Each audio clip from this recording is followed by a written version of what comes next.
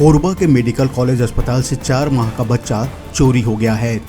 एक किशोरी बच्चे को गोद में उठा अस्पताल से बाहर ले गई। बच्चा चोरी होने का सीसीटीवी फुटेज भी वायरल हो गया है। बच्चा चोरी होने की जानकारी फैलते ही हड़कंप मच गया। घटना गुरुवार की दोपहर 1:30 बजे की है।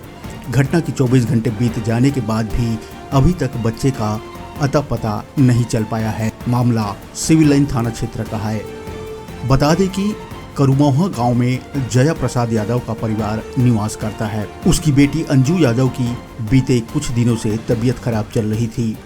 उसके इलाज के लिए बुधवार को मेडिकल कॉलेज अस्पताल लाया गया। मरीज की स्थिति गंभीर होने पर उसे सर्जिकल वार्ड में भर्ती कर इलाज शुरू किया गया। अंजू का 4 माह का बेटा भी है, जिसके देखभाल के लिए उसकी मां हीराबाई यादव भी अस्पताल में रहती थी।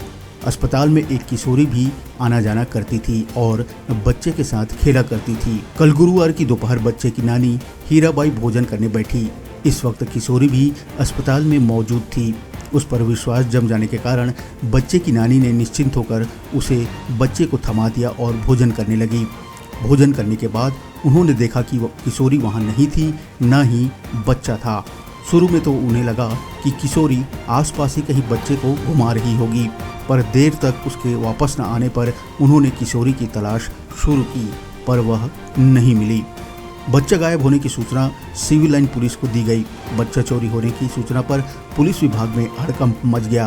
पुलिस कर्मियों ने तत्काल अस्पताल पहुंचकर मेडिकल कॉलेज अस्पताल के सीसीटीवी कैमरे चेक किए। बता दें कि मेडिकल कॉलेज अस्पताल पूरी तरह सीसीटीवी कैमरों से लैस है। सीसीटीवी में किशोरी बच्चे को ले जाते हुए साफ दिखाई दे रही है। उसके हुलिया के आधार पर पुलिस किशोरी का पता तलाश कर रही है। वहीं मिली जानकारी के अनुसार अंजू की शादी दिल्ली निवासी महावीर से हुई थी।